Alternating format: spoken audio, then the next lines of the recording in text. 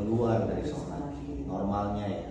Tapi memang ada hal-hal yang akan kita bicarakan yang membuat saya juga akhirnya paham bahwa saya harus. Apa itu kira-kira yang paling membuat kakak betah di Somlaki? Iya, makanan? Oh bukan ya.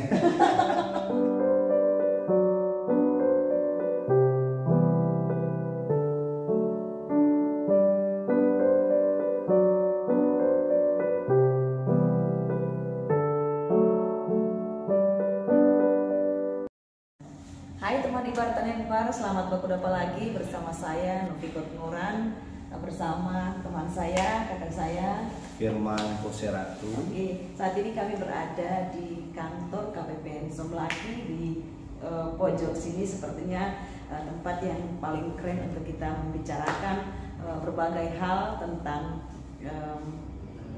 visi dan panggilan kita bersama.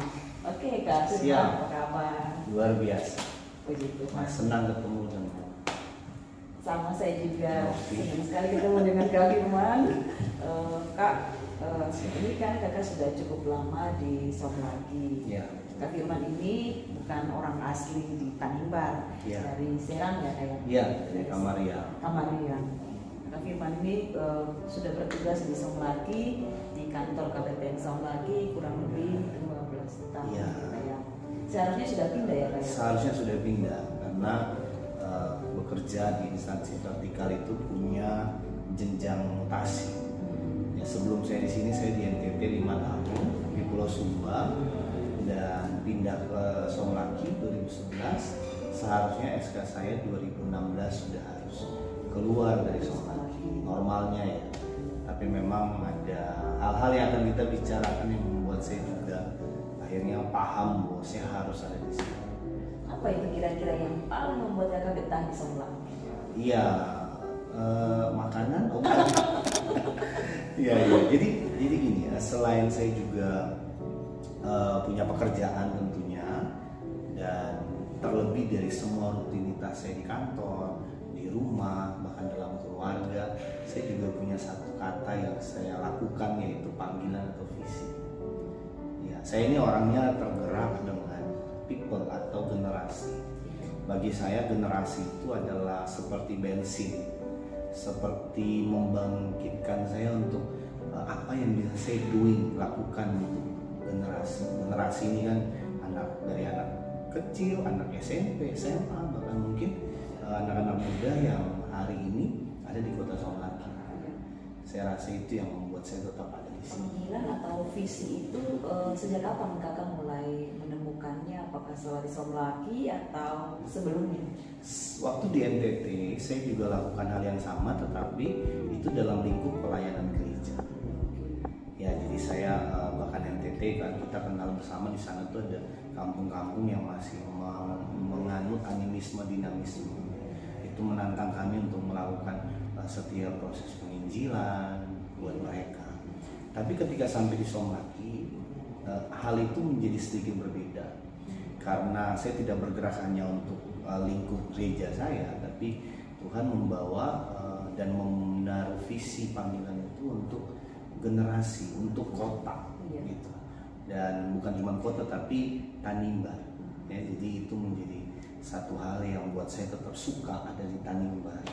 Soal generasi itu fokusnya kemana? Orang tua, anak muda, anak kecil, keluarga gitu? Ya, kalau generasi berarti kami melakukan pelayanan, dan tanda kutip melayani mereka, karena memang touching people, bahasa saya adalah kita menyentuh setiap people atau generasi dengan aksi nyata bagi anak-anak muda, bagi anak-anak kecil, anak-anak remaja, bahkan orang-orang yang sudah usia menikah muda.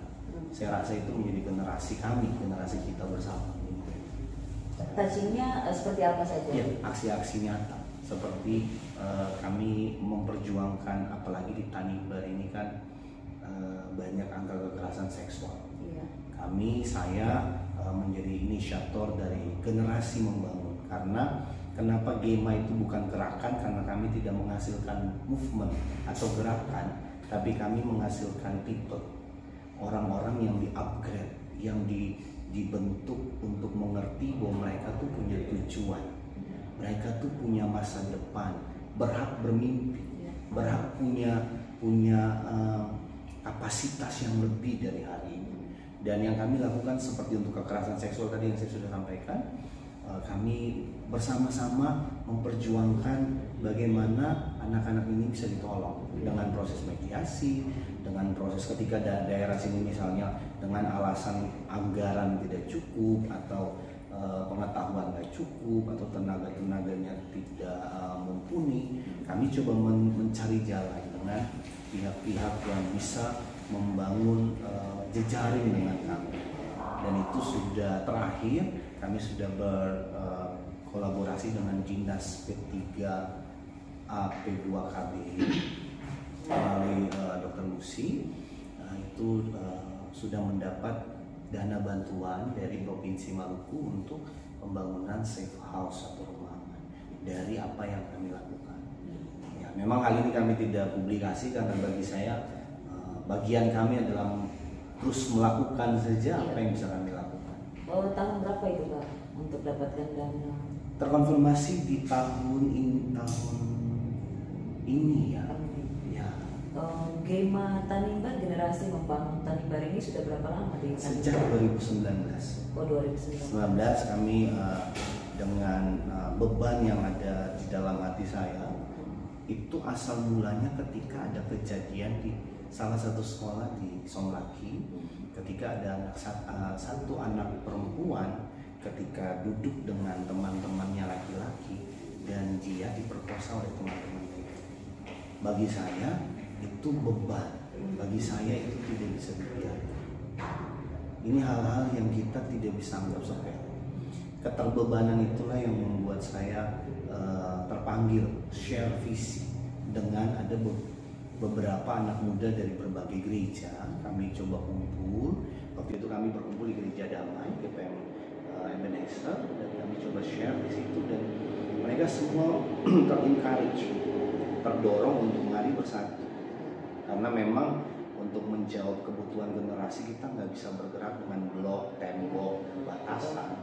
Karena pergerakan menghancurkan generasi lewat narkoba, lewat seks bebas, lewat kekerasan ini juga tanpa tembok.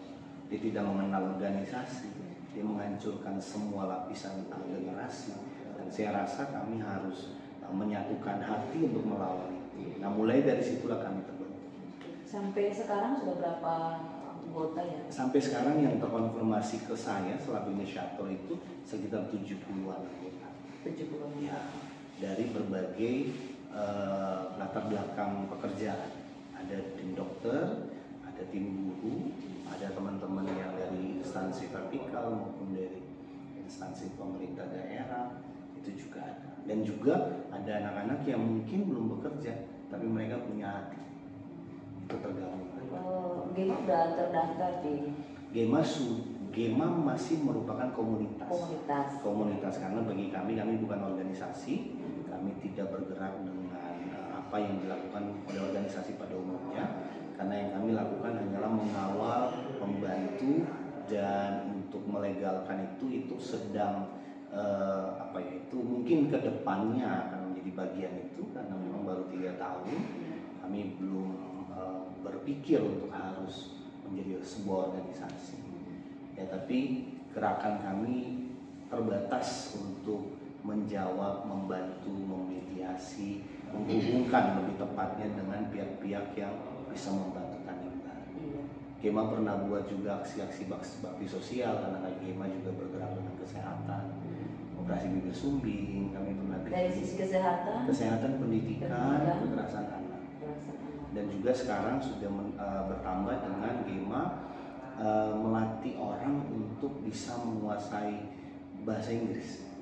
English course ya. Oke. Kak, bermula dari ada seorang anak perempuan yang diperkosa, lantas waktu itu apa yang dilakukan oleh kakak dan teman-teman? Ya, karena memang ini kan fenomena gunung es. Jadi kita tidak bisa menyelesaikan satu kasus tanpa melihat kasus ini sebenarnya adalah dampak yang sistemik dari sebuah keadaan pembiaran dan tidak dipayungi dengan baik, saya rasa. Jadi memang kami tidak bisa menolong korban secara langsung, karena kami juga waktu itu harus berkoordinasi dengan dinas-dinas yang ada, dan lagian kami masih baru waktu itu, jadi kami mulai share visi untuk menjadi bagian yang menolong mereka. Lalu aksi pertama yang kami lakukan adalah tahun 2019 pada Hari Anak Nasional, berkolaborasi dengan Dinas Badan, kami bikin aksi yang cukup besar waktu itu untuk mendeclare atau campaign no sexual abuse. Kemudian dari 70 teman-teman yang sudah bergabung itu, kegiatan rutinnya apa saja? Setiap bulannya atau bulan gitu? Kami tiap saat kumpul buku, donasi buku, kami bagi ke desa-desa yang buku apa saja? Buku apa saja? Buku pendidikan, buku untuk empowering masyarakat, gitu. Karena kami rasa literasi dengan membaca orang bisa mengupgrade diri, itu kami lakukan. Lalu Gema juga terlink dengan teman-teman psikolog di Jakarta. Kami juga punya kelas-kelas Zoom online untuk terus mengupgrade teman-teman, dan kami juga encourage value. Karena Gema punya nilai, tidak sekedar bergerak. Makanya ada banyak hal kami tidak bisa berkolaborasi dengan mungkin beberapa pihak atau hal-hal yang kami anggap sedikit berbeda dengan nilai gitu. Kak, untuk rencana bangun safe house itu boleh tahu dananya berapa, Pak? Itu kami tidak tahu karena memang langsung dari dinas provinsi ke dinas P3A, P2KB. Ya. Jadi yang nanti membangunnya siapa? Mereka yang bangun, baru Gema. Kami cuma men-sounding bahwa memang ini kebutuhan gitu. Sampai ke tingkat pusat. Kebetulan teman kami juga menjadi salah satu perancang RPJMN dengan Bapak Nas, sahabat Gema, dan itu sudah kami sounding juga ke tingkat Kementerian Perlindungan Anak. Jadi kegiatan yang kemarin juga ada media, dan juga pernah ada pencanangan Kabupaten Layak Anak, itu tahap-tahap yang sebelumnya kami juga sudah pernah sounding mereka. Jadi itulah alasannya mengapa kakak tetap ada di Tanimbar. Saya rasa itu juga belum cukup sih, karena memang secara periode mutasi saya akan tetap pindah, tidak akan tetap di sini, dan saya berharap bahwa membangun Tanimbar itu tidak bergantung hanya pada saya. Tapi ketika itu bisa menjadi milik semua dari Tanimbar, maka sebenarnya Gema Tanimbar bukan hanya sebuah komunitas, tapi gerakan bersama Tanimbar untuk membangun. Ya, terakhir, jika nanti kakak pindah dari Sonlaki, Gema ini mau diserahkan kepada siapa atau bagaimana? Ya, saya selalu berjalan dengan tuntunan. Saya akan tetap percaya bahwa Tuhan akan menyediakan yang Tanimbar perlukan. Kalaupun saya akan tetap terkoneksi dan terlink dengan Tanimbar, maka dimanapun saya ada, saya akan berjuang. Saya rasa seperti itu, dan teman-teman kami di Gema Tanimbar sangat siap untuk berkolaborasi dengan setiap orang, dan biarlah gua yang berbicara, bukan untuk kemuliaan kami atau nama baik kami, tapi biar Tuhan yang dimuliakan atas Tanimbar. Terima kasih Kak Firman atas waktunya. Tetap semangat. Siap. Tuhan akan bela dan Tuhan dan kendali atas orang-orang Tanimbar. Siap. Terima kasih. Teman Ibar Tanimbar, demikian bincang-bincang saya bersama Kak Firman Poceratu saat ini. Kiranya sharing ini menjadi berkat bagi generasi muda di Tanimbar. Tuhan Yesus memberkati.